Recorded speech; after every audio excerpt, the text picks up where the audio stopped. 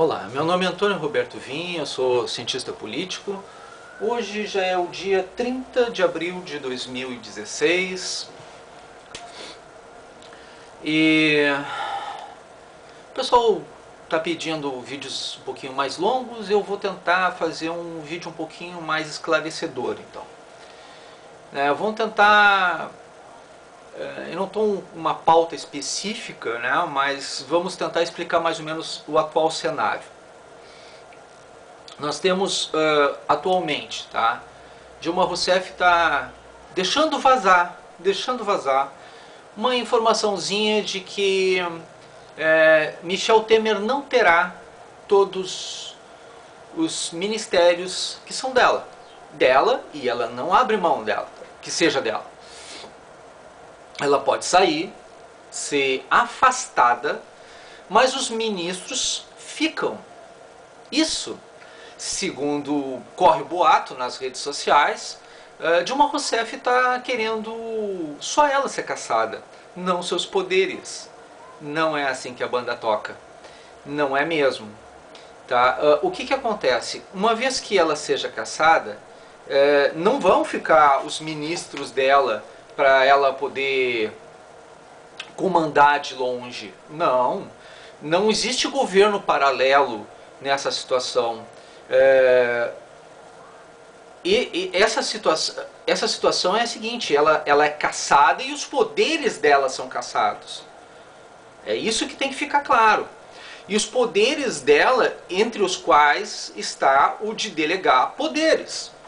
Ora, se ela está com a situação de delegar poderes cassada, os ministros dela são automaticamente também passíveis de serem cassados.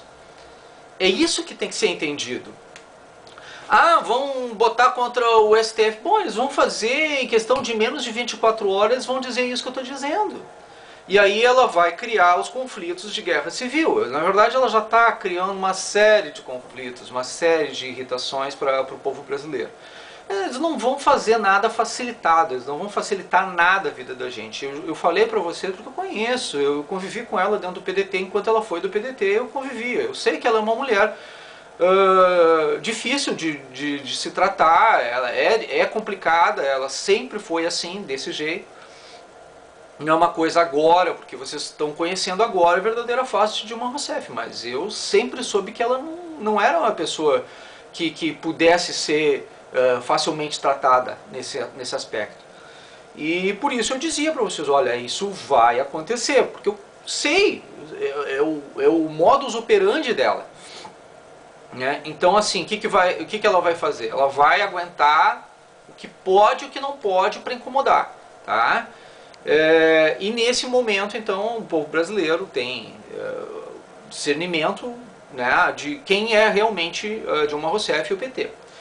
Bom, nesse sentido, a gente pode esperar que o que vai acontecer? Os cenários possíveis de acontecer nesse aspecto. Não é bolinha de cristal do Antônio, preste atenção. O Antônio não tem bola de cristal, eu não estou prevendo o futuro e não estou dizendo quando isso vai acontecer. Estou dizendo os cenários possíveis de acontecer. Já que ela está tomando essa postura, a reação... Toda ação tem uma igual reação de mesma força e intensidade no sentido contrário. Isso é lei da física. Eu considero lei cósmica universal. Mas neste caso, Dilma Rousseff está fazendo algumas coisas que vão dar repercussão. Por quê? Porque é lei. A lei tem que ser cumprida. Então, digamos assim, já existe intenção de voto declarada suficiente no Senado para que ela seja afastada. Aí ela é afastada por 180 dias. No momento que ela tomar essa atitude de dizer eu saio, mas os meus ministros ficam, ela está cometendo um outro crime. E aí ela vai tentar isso junto ao STF, os ministros dela vão bater pezinho, o pessoal do MST, da CUT, do MTST já estão acampando na frente dos três poderes, já estão fazendo pressão, estão dizendo que ela só sai de lá se eles deixarem, eles não vão deixar. Estão criando conflitos, estão botando fogo nas ruas, nas estradas. E aí o pessoal pega e diz assim, mas por que o exército não faz alguma coisa? Gente, é o PT no poder. O PT não vai jogar a SS deles, que é a Guarda Nacional. Sinceramente, não existe motivo nem para ter a Guarda Nacional. Ela é uma guarda de governo, não é uma guarda de Estado. Não foi criada para proteger Dilma Rousseff e os grupos. É a SS, né, do PT. E eles não mandam nem a Guarda Nacional, e não mandam o Exército, não mandam ninguém, nem a Polícia Federal, para tirar esse pessoal de lá. A Polícia Federal vai porque é chamada pelo povo, pela nação. E aí entra a situação terrível, né, de a gente pegar e ter que ficar esperando para que a Dilma caia do poder, para que a gente possa ter paz de novo, o direito de ir e vir de novo, que é um direito constitucional, nas nossas estradas, né? Quando era a greve dos caminhoneiros, percebam, em 2 toques ela chamou a Guarda Nacional. Agora, o MST está colocando fogo nas estradas, fechando as estradas. Os caminhoneiros fechavam parcialmente as estradas. E ela pegou e botou a Força Nacional para tirar os caminhoneiros. Agora, fechar totalmente as estradas pelo MST, pelo MTST e pela CUT, tudo bem, não tem problema, porque são os parceirinhos, são os amiguinhos. Então, 2 pesos e 2 medidas. E é isso que o pessoal fica muito louco da vida. Ela está entrando com um projeto, inclusive, para tirar o direito dos policiais de ter um documento assinado, no momento que acontece uma morte por conta de um policial, as testemunhas disseram, foi na defesa da ordem pública, na defesa para preservar a vida, ou em legítima defesa, o policial, aí ele pode pegar 2 assinaturas, 2 testemunhas ali e mostrar que aconteceu esse tipo de situação. Né? O que acontece? Isso livra o policial porque todo policial sempre é aberto inquérito a cada morte que acontece no policial, que um policial faz, sempre abre-se um inquérito. Isso é de praxe, isso é de todo praxe de todas as corporações policiais. Por quê? É um processo de investigação para dar lisura à questão da situação. O que acontece? Ele pode ter direito de apresentar um documento que as testemunhas coloquem nesse sentido. E isso dá um processo interno e o julgamento vai nos trâmites da corporação, da entidade. A Dilma quer acabar com isso. Ela quer que o policial seja julgado de forma normal, né? Então ele vai defender o povo brasileiro, ele vai defender contra algum bandido, alguma coisa, e ele recebe um processo da família do assassino, ou dos companheiros do assassino, ou dos advogados do assassino, do marginal, do traficante. É isso que a Dilma está fazendo, entrando com um projeto antes dela sair do poder. Agora, tu imagina se isso não é pensar como uma mente criminosa. Dilma, deixar muito claro isso para vocês, Dilma nunca fez luta nenhuma por democracia. Nunca, em hipótese alguma, ela nunca lutou pela democracia. Ela lutava pela ditadura do proletariado. Então, a Dilma, o que ela fazia? Ela fazia junto com os companheiros dela, e ainda existe isso, gente, é claro, isso existe ainda nos dias de hoje. Como é que isso acontece nos dias de hoje? Onde é que vocês podem perceber isso que eu estou falando? Vocês peguem o estatuto dos partidos. Cada partido tem obrigação de ter seu estatuto. E alguns desses estatutos dizem isso claramente, que vão lutar pela ditadura do proletariado. Eles não querem democracia, eles querem implantar um projeto de ditadura do proletariado. Nesses partidos, você vai perceber que existe realmente uma tendência não a um projeto democrático de poder, mas a conquista do poder e a manutenção do poder exatamente para manter uma ditadura uma vez que lá chegarem. Partidos como o PT, acontece isso, vocês vão perceber isso. Aí vocês vão ver isso também no PCdoB, vocês vão ver isso no PSOL. Em partidos mais à esquerda você vai ver exatamente isso, que eles buscam exatamente o quê? Um Estado onde o Estado seja forte, o Estado seja maior que a liberdade das pessoas. A liberdade das pessoas é cedida em relação... tu deixa de ter um pouco da tua liberdade para tu fazer com que o Estado seja mais forte. Então, isso aí, essa é a alegação. E isso tem toda uma filosofia por trás, John Locke, Rousseau, Thomas Hobbes, toda aquela filosofia que depois a gente pode estudar um pouquinho mais a fundo nessas questões, né? Mas tem todo um fundamento, né? Eu recomendo um livro que eu acho muito bom, pois é, As Grandes Obras de Maquiavel aos Nossos Dias. Né? Tá? Esse livro, Jean-Jacques Chevalier, né? Ele é um resumão, tá? De vários editora Agir, né? Eu tenho a 6ª edição, mas deve ter outras já, né? Esse livro é muito bom, eu recomendo para todos vocês. Ele é um resumão de todas as filosofias que nos trouxeram até os nossos dias, né? Então esse livro eu recomendo para vocês como uma das principais obras para vocês entenderem como é que é a nossa política hoje, como é que nós chegamos até aqui, né, em matéria de informação. Então trata de Thomas Hobbes, de Maquiavel, né, de Montesquieu, Rousseau, né, Edmund Burke, né, Tocqueville. Aí entra na questão do Karl Marx, né?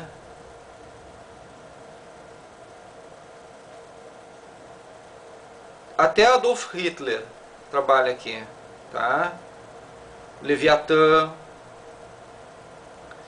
né? Então, esse é tão... Friedrich Engels, é tão interessante esse livro, eu recomendo muito para vocês, porque esse livro ele faz as grandes obras políticas de Maquiavel aos nossos dias, Jean-Jacques Chevalier, editora Agir.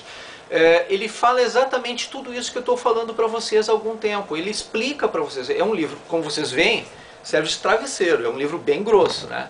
Mas ao final dele vocês vão ter toda essa noção necessária para quem quer ler alguma coisa sobre política, uma boa leitura sobre política. Esse é um bom livro, esse é uma boa recomendação.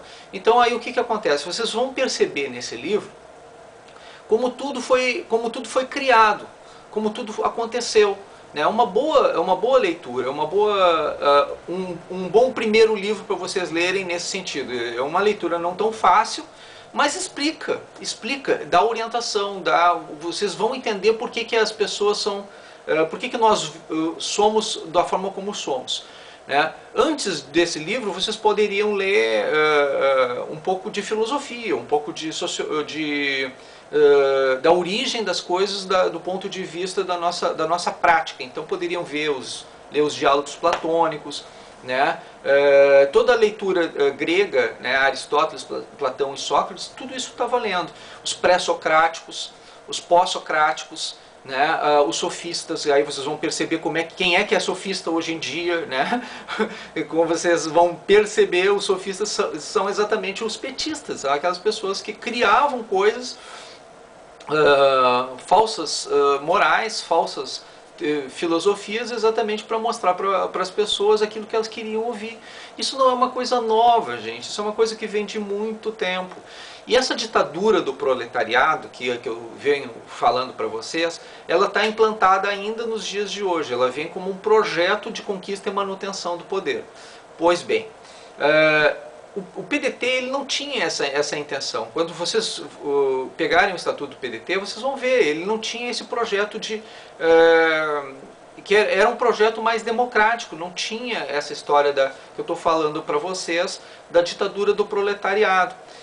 Então o conteúdo programático do PDT foi pervertido, foi distorcido, e alguns outros partidos que estão apoiando o PT não tem isso. Por exemplo, o PMDB também não tem isso. E estava lá, estava de vice do PT.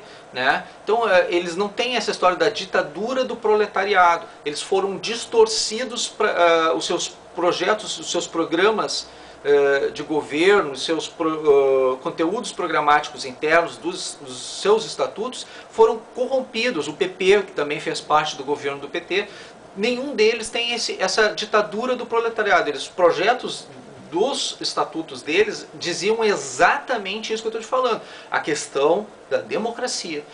E aí que está a situação. Esses partidos foram cooptados, eles foram absorvidos por interesses das suas direções, dos seus grupos diretivos. Foi permutado isso por, claro, cargo público, né? Até aí a gente até pode aceitar, mas o momento que partiu da questão do cargo público para se tornar uma situação de sustentabilidade de algo que não é lícito, que não é legal, isso entra na beira já cumplicidade num ato de crime. Então a gente percebe que, por exemplo, no momento que acontece agora a votação do Senado, tá? A votação do Senado vai acontecer, e o que vai acontecer com Dilma Rousseff? Ela vai ser afastada. Sendo afastada, ela pode ser cassada ou pode não ser cassada em definitivo, mas no período que ela estiver cassada dos seus direitos políticos, afastada é cassada também dos seus direitos políticos provisórios. Ela é cassada, mesmo que provisoriamente, sim, dos seus direitos políticos. Ela não terá mais o uso dos seus direitos políticos durante aquele período. Ela está afastada para análise, ela pode nesse período ser processada, sim. Uma vez que ela está afastada, ela pode ser processada, tá? Porque vai ser instaurada uma CPI ou uma CPMI. Muito provavelmente mais uma CPMI. Qual é a diferença entre uma e outra? O M é de mista. Então aí entra a Constituição Parlamentar de Inquérito ou Constituição Mista Parlamentar de Inquérito, né? Que são no caso da mista, contando com as duas casas, a Câmara e o Senado. Como aconteceu com Collor, por exemplo. Tá? E aí o que vai acontecer? Vão investigar e vão caçar os direitos políticos dela. Também, como a Janaína falou, a Janaína Pascoal, é uma situação política, é um julgamento político, sim, mas com bases técnicas, com bases legais, né? Com base na Constituição e com base no que está acontecendo dentro dos inquéritos. E aí pode até levantar novos crimes, coisas nesse sentido, né? E a governabilidade do Temer, nesse meio tempo, ela precisa acontecer. Então o que acontece? Quando se caça Dilma, caça também os direitos políticos dela, provisoriamente, mas se caça. E aí ele tem sim o direito de fazer as indicações que ele quiser. Essa é a interpretação que eu tenho e tenho certeza que a justiça vai entender da mesma maneira.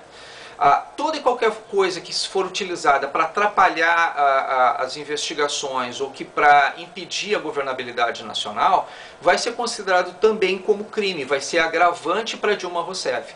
Então tudo isso vai ser contrário à postura dela. E todas as posturas que ela tomou durante esse processo para atrapalhar toda e qualquer investigação, direta ou indiretamente, por ação ou por omissão também vale, nesse caso também vale. Ela tem obrigações como presidente da República de preservar a ordem pública e de evitar qualquer situação. Se ela fomentar ou se ela deixar alguém fazer isso em nome dela ou em nome do seu governo, ela também é considerada cúmplice por omissão também. Isso também está previsto na Constituição Federal como crime de responsabilidade. Então só tem coisa para piorar a situação dela, não tem coisa para melhorar. Eu sou inocente, eu sou inocente. É inocente porque ainda é presidente. No momento que ela deixar de ser presidente, mesmo que provisoriamente, ela deixa de ser inocente porque vai aparecer os crimes dela, porque aí, a partir daí sim, ela vai poder ser julgada e até, quem sabe, condenada. Aí vai o processo para... ela vai perder o foro privilegiado, que vai poder recorrer em várias instâncias, assim, mas não livra ela de prisão. Porque se ela for considerada uma pessoa perigosa, de alguma maneira, para o povo brasileiro, incitando violência como está acontecendo, né, e o fato dela sair do poder nesse sentido, ela e o Lula promovendo essas atitudes, o Lula, vocês estão percebendo, ele está bem quietinho agora, não está mais abrindo o bico, né? Por quê? Porque ele está tentando se preservar para as próximas eleições. O que eles vão querer fazer? Eles vão exatamente tentar fazer com que apareça... Agora o Lula vai aparecer. Quando é que ele vai aparecer? logo em seguida que Dilma for cassada. Aí ele vai aparecer como líder, ele e ela, um do lado do outro, tentando fazer o resgate do poder a qualquer custo, né? Mesmo que seja no tranco. E neste caso, se o Temer não conseguir ter governabilidade, por qualquer motivo que seja, e se for no tranco a situação mesmo, através de ações do MST, da CUT, do MTST, o que vai acontecer? Sim, vão chamar os militares. E aí vocês dizem assim, puxa vida, mas por que vão chamar? Não, vão chamar porque é necessário. Porque até agora os militares não foram chamados porque eles são forças de Estado, e eles são de segundo escalão, são entidades de segundo escalão. Eu acho isso tremendo erro da parte da gestão administrativa pública federal, porque os militares não deveriam ser governados e administrados por civis. Eles deveriam ter independência, são entidades de Estado. Em nenhum momento uma entidade de Estado pode defender governo. Isso aí é inconstitucional. Não pode estar subordinada a governo. Os governos, eles devem ter a governabilidade, sim, e as forças de Estado devem estar à disposição de governos para necessidades de Estado.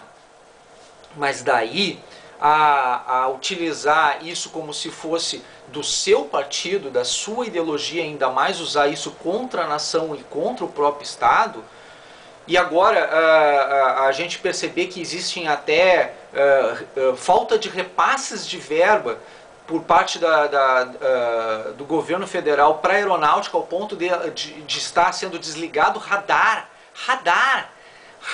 para ser desligado por falta de repasse de verba, sendo que as pessoas estão indo para viajar e tudo, e tem condições o imposto está sendo pago direitinho, está tudo correto. Então como é que não chega o dinheiro para a aeronáutica dos impostos das viagens nacionais? Como é que isso pode acontecer?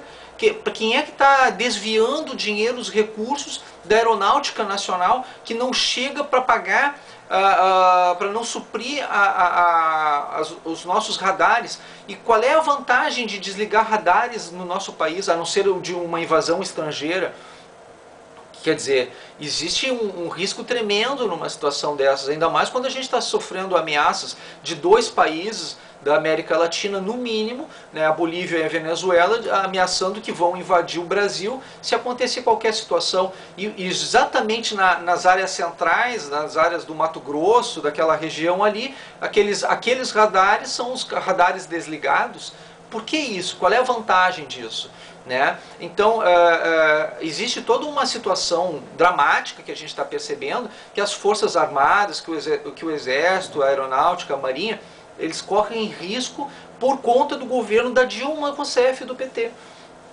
Isso tudo não é brincadeira, gente. Isso é sério, isso é ridículo, mas a gente tem que explicar isso ainda para vocês, porque vocês já deveriam ter percebido que nós estamos correndo um risco real, né? E em momento algum a gente pode ir contrário às Forças Armadas. A gente tem que defender as Forças Armadas. Se acontecer de as Forças Armadas terem que entrar, vai acontecer que nem em 64, que ela chegou ao poder a pedido da Câmara e por incitação da população, ou seja, da nação. Milhares de pessoas foram às ruas pedir que fosse tomada alguma providência. E aí o que aconteceu? A Câmara solicitou que viesse as Forças Armadas ao poder. Aí teve um lá que disse assim, canalha, porque o presidente não pode se depor dessa maneira, isso aqui. Um João Willis da vida naquela época, né? É mais ou menos essa linha de raciocínio. A mesma coisa, vai ter muita gente gritando, esperneando, justo esperneando, a história vai dizer, olha, tinha gente que estava dizendo que aquilo era golpe, isso, aquilo que estava falando, exatamente as mesmas pessoas. Daqui a um tempo os nossos netos, nossos bisnetos vão esquecer tudo isso, porque eles não viveram o que nós estamos vivendo agora. E a história vai dizer que tinha gente que gritava que era questão de golpismo, isso e aquilo.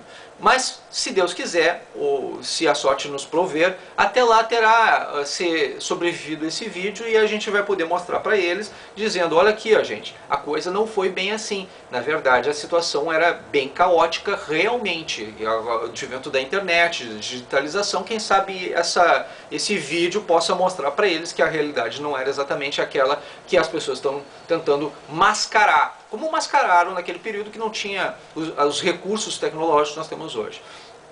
Então a realidade é essa, nós estamos correndo risco real. Sim, e aí o que acontece? Se as Forças Armadas forem obrigadas a entrar no poder, elas vão poder fazer coisas que nós não podemos fazer com um processo democrático. Por quê? Porque as Forças Armadas, uma vez no poder, elas são estado de exceção. E eles podem, na exceção, fazer aquilo que for necessário ser feito para preservar a paz.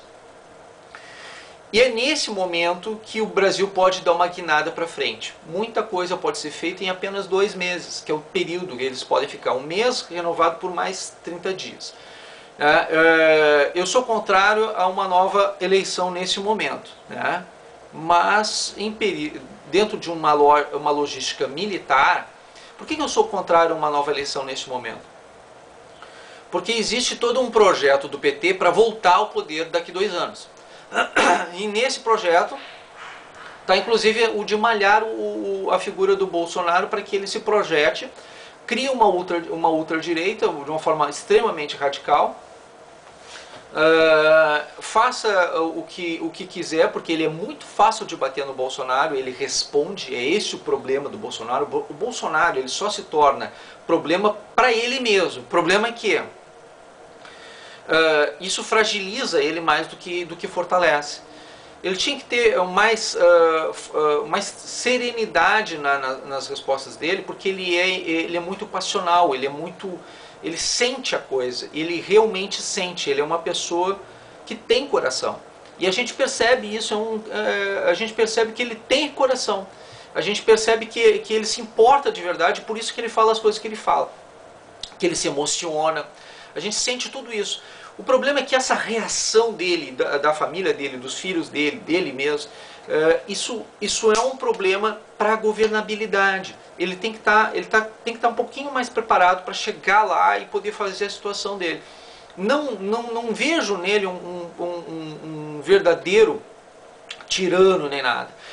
Mas eu posso também estar enganado, né? Digamos que ele seja realmente, eu não saiba, né? Eu não sei até que ponto ele é a pessoa certa, e ninguém sabe, né? E para esse tipo de coisa acontecer, a gente precisa de um tempo para poder conhecer ele. Eu não acho que seja o ideal fazer uma nova eleição nesse momento, fazer um novo pleito nesse momento. Mas é necessário, sim, fazer uma mudança de paradigmas nacionais. E entre os quais a gente tem que romper com essa história de muitos partidos. Muitos partidos. Nós temos partidos demais no Brasil e a gente não tem como controlar tudo isso. Então, para a gente atacar as pessoas que estão agindo errado, a gente tem que acabar com as siglas todas.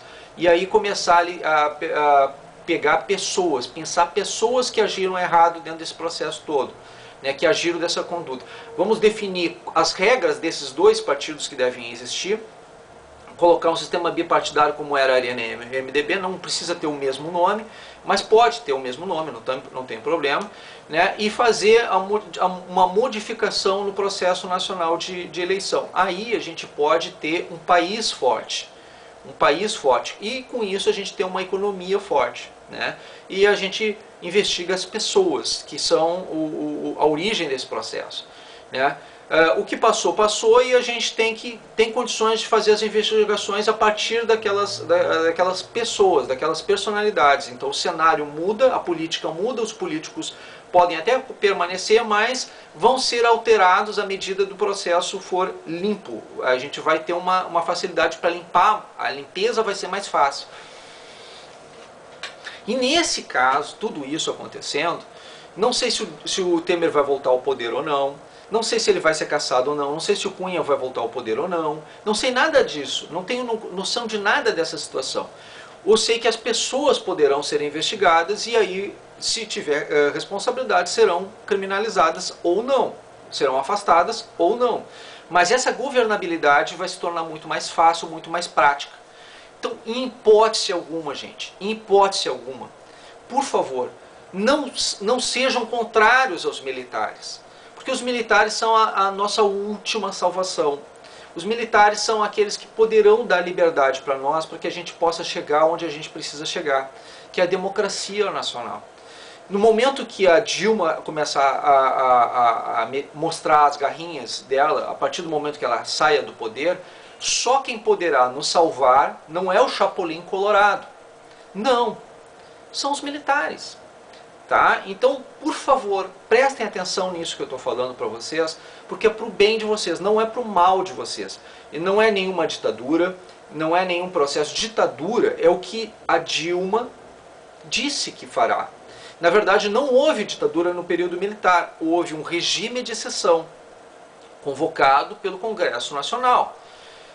Eu tive mais liberdades dentro do período militar, inclusive a gente podia ter arma, coisa que hoje a gente não pode, tá? A gente, aí vocês, a questão da censura dentro do período militar, o AI-5 teve, o AI-5 foi um erro do período militar, eles mesmos reconhecem mas eles não sabiam, estava sendo criado aquilo naquele momento, e aquilo não era nem censura, era um controle de qualidade. Se vocês analisarem bem, era mais um controle de qualidade. Pelo menos não tinha gente pelada como tem hoje, né, se expondo para crianças nas ruas, né? Gente defecando na foto, por exemplo, do Bolsonaro. Acho coisas mais ridículas que isso impossível. E sabe quem é que foi o culpado de nós não termos mais o crime que punia pessoas que faziam esse tipo de conduta? Tarso Genro, do PT, ex-governador do estado do Rio Grande do Sul, ex-ministro da Justiça. Foi ele que retirou o crime de atentado violento ao pudor. Deixou de existir por causa do Tarso Genro. Tá? Então, quem é que retirou o SPB, Educação Moral e Cívica, EMC, né, no caso, EMC, Educação Moral e Cívica, o SPB, Organização Social e Política Brasileira, EPB, Estudos dos Problemas Brasileiros, tudo eram cadeiras de filosofia e sociologia que a Dilma disse que quer retirar do currículo escolar, e se ficar mais um pouco no poder ela vai fazer. E quem fez tudo isso foi Raul Ponte, também do PT, como deputado federal constituinte da Constituição de 1978, Constituição Federal de 1988, ele foi aqui deputado do PT aqui do Rio Grande do Sul, né, foi o responsável, ele alegando que essas disciplinas eram disciplinas criadas pelos militares. Mentira, foram criadas pela monarquia e resgatadas pelos militares dentro do período militar, que não foi ditadura, foi um regime de exceção, sim, mas não uma ditadura, né? Então aconteceu uma série de engodos, uma série de mentiras que o PT promoveu, e a gente sabe hoje, a gente tem a consciência hoje, exatamente por causa que o PT nunca pediu, em nenhum momento ele pediu o poder para que ele fizesse uma democracia. Ele usava o discurso de uma democracia, mas no conteúdo programático do PT está lá escrito bem claramente, eles querem a ditadura do proletariado, eles não querem a democracia. E nós queremos, sim, democracia. Então, o que nós queremos agora? Nós queremos a retirada do PT do poder por um princípio básico. A gente quer democracia, a gente não quer mais o PT e a gente não quer a ditadura do proletariado, não, sim senhora. Sabe? Então acabou a brincadeira e deu, sabe, o que tinha que dar, não tem mais conversa, saída do PT do poder a qualquer custo, né? De preferência, eu prefiro que seja nas formas da lei, né? Mas se acontecer qualquer situação onde o PT abusar também dessa situação, eu sou a favor até do regime militar forte, né, que cause realmente a derrubada do PT de qualquer maneira. Porque eu não aguento mais, ninguém aguenta mais. Só que, claro, até os militares entrar, eles não vão entrar de outra maneira, eles vão entrar só pela lei. E os militares são legalistas, né? Eles são legalistas, e eles vão entrar só pela lei. Né? E aí, quando entrarem pela lei, pela Constituição, né, a gente tem que apoiar. Eles não vão entrar de outro modo. Não importa se eu quero ou não quero, eu entendo que, sinceramente, nas formas da lei, da forma como eu interpreto a lei hoje, a lei eles já poderiam ter entrado lá e ter tirado ela em flagrante delito. Tá? Essa é a impressão que eu tenho. Mas isso causaria uma impressão de não ser da lei. Não é que não fosse da lei, mas causaria um constrangimento, uma impressão e favoreceria o discurso do PT. Então, só para não favorecer o discurso do PT é que os militares ainda não entraram, para não darem margem, pano para manga, para não dar o duplo sentido, dupla interpretação. Por esse motivo, por nenhum outro.